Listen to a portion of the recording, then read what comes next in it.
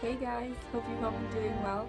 This week's reading, Randy talks about enabling the dreams of others, and in particular we want to focus on the relationship between professors and students. So this week I got a chance to sit down with a professor here on campus. Hi guys, I'm here today with Professor Spielmacher to talk about this week's section of the last lecture. Thanks for being with us today. Hello. Hi. So some of the questions that I have for you today. First, what is your opinion of Randy's position as a professor, and would you say you share some similarities or differ from him in your approach to teaching? Well, Randy has a lot of success stories. He likes to talk about his success stories. And he gave students chances when others would not, and I can really appreciate that about him.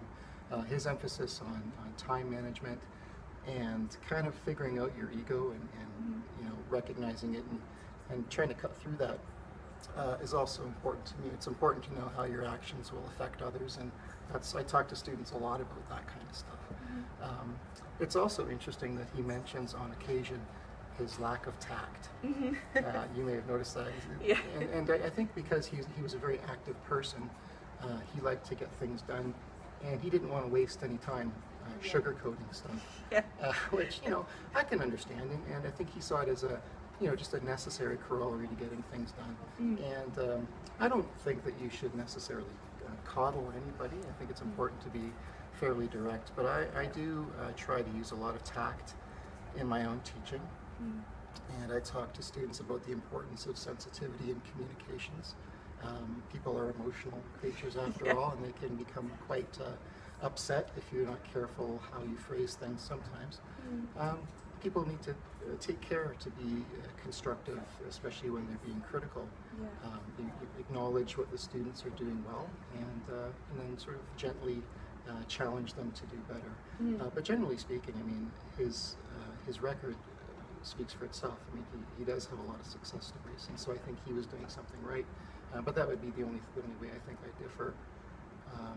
I try to be tactful as often as I can. Nice. So then, do you believe, he talked about this a little bit, do you believe higher education has come to feel like customer service? I have heard people use that rhetoric. I've heard students and sometimes even administrators use that rhetoric for various reasons. I do talk to students a lot about the value of an education that sort of goes beyond those kind of tangible or quantitative rewards, I suppose. But I don't think it has, ultimately. I think there are enough students who always surprise me with their sort of genuine curiosity about things, that they aren't always focused. You get the odd student who comes in and says, look, this education's really expensive, and my parents have paid a lot of money for this, and I need to maintain this average, and so on and so forth. The parents and the students want to see a rewarding career at the end of all this. But if you're too focused on that result, you might miss the point of it all. You do need to slow down and savor the moment, and be reflective, and without being distracted and all that kind of stuff. I always liken it to, if you go to an expensive restaurant and you order a plate of food that costs $80, and then you just kind of shovel it down because you want to fill your gut, kind of thing, and you're not really appreciating the nuances and all that kind of stuff, then it's kind of a shame. I mean, that money is really not being well spent, I suppose, in the end. So I would say I've heard the rhetoric, but I don't really believe we're totally there, I suppose. Okay. Describe the importance of feedback. For you, Randy talked about it a lot in this section. No, this one's very easy to answer. It's the ultimate. I mean, it's absolutely vital and crucial and essential. And I can just repeat all the adjectives, all the synonyms. If you withhold feedback until the very end, the students really have nothing to go on. It's important to give them feedback at all stages to keep that conversation going, to make sure that the students are reflecting on what they've learned. When I was an undergrad, there was a professor I had who everybody loved, a very funny man, very wise, intelligent, great lectures. But when he marked papers, it was just a few check marks, and it was so frustrating. It's you get it back and you think, oh, I guess I did okay, but I have really nothing to gauge, my how improvement. you actually did. Exactly. So You know, I think putting lots of comments on papers is important, and encouraging students to come by and chat is important as well. Yeah. Kind of anticipating maybe some of the other questions you're going to ask. Yeah, a little bit. So what strategies do you use then to motivate your students? Well, anything that is getting students to talk. It is hard sometimes, especially in first year classes, to get students to kind of break through their reticence about speaking in class. So you put them together and you get them to talk to each other.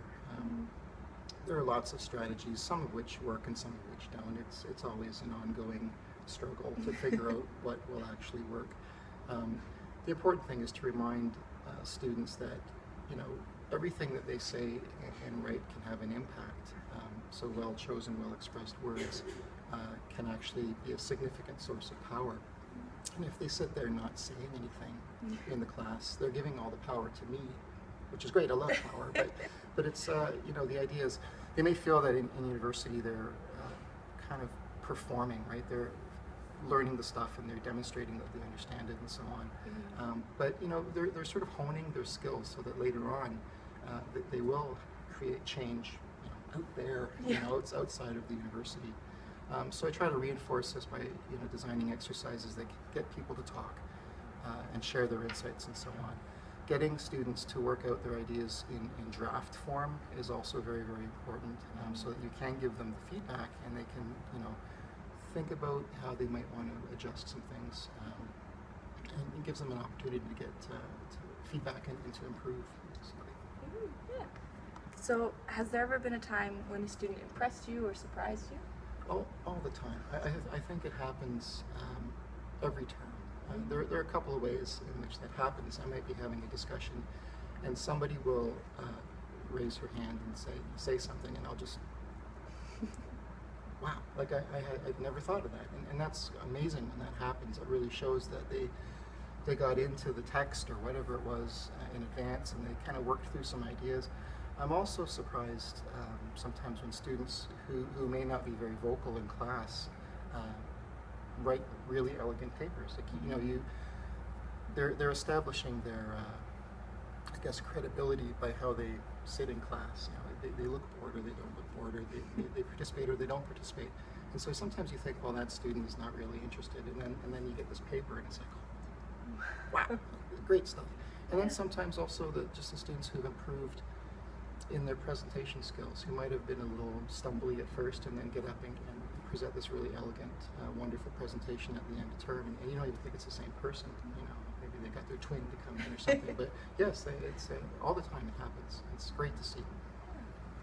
So then my last question for you is, what can students do to build these relationships with professors?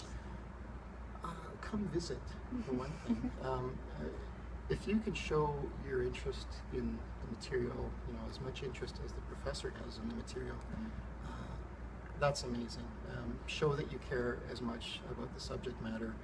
And sometimes, I mentioned this before, you know, I'll encounter body language or facial expressions that sort of suggest that, you know, the student would rather be doing anything but sit in that class. I mean, I hate to say this, but I mean, I think I've been there when I was in high school and sometimes in university classes too. If there was a window, you know, squirrels. Like I was, you know, or squirrels or girls, right?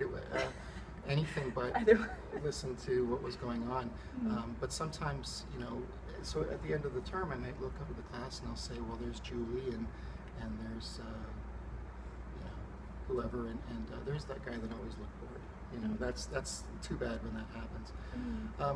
Most of the professors I know are approachable, and they want students to come to office hours with questions. You can also show your interest by going to the office with you know, a carefully articulated question, something that shows that yes, you did read the text and you did read the guidelines and you did read the course outline, and the question you have is not just, what are we supposed to do for this assignment again? You know, don't phrase it like that. Phrase it like, you know, here's what I think I would like to do, and here's what the assignment I think is supposed to be about, and can you tell me if I'm on the right track, and so on. But yeah, it's always important to sort of show your interest. That's always the big relationship builder, even when you meet somebody for the first time, is to say, so what are you interested in? You know, what kind of games do you like? What kind of movies do you like? And so on. In this case, it's just a shared interest in the subject matter. I think it's important. Yes. it's definitely important, especially for students now coming to university. Yeah, and well, starting. put that money to good use. Yeah. And always be as active and engaged as you can be in the classroom, which is hard in the morning sometimes. After Those dinner, classes. people are, they're sleepy or whatever. Sometimes, again, people's heads are snapping back in the back row. They're tired, right? Yeah. But you just do your best to kind of be engaged in this. Yes. Well, thank you so much for speaking with us That was today. my pleasure. Thank you so much. All right. Thanks, Professor Spielmacher, for joining us. So we've talked about it before, but definitely a professor can be a vital resource for a student in university. And it's important to try to cultivate that connection with the professor if it's there. So I want to ask you guys the same question that we asked the professor. What do you believe students can do to build a relationship with the professor? As for me, it's really just finding that personal connection. It doesn't always happen. It's harder with big classes that you might get on main campus. With smaller classes, it's definitely a lot easier. But they're all really friendly and they're there to help you. At the end of the day, they're there to challenge you and to see you succeed. So as always, please post your answer on the discussion on Learn for your chance to win a prize. Congratulations again to this week's prize winner. I'll see you guys next week as we tackle the final sections of the last lecture. We're starting a part titled How to Live Your Life, which is just a lot of advice from Randy. And so we divided it into 3 parts. So next week we'll be looking at the first part, which is chapters 28 to 38. Alright, see you guys next time.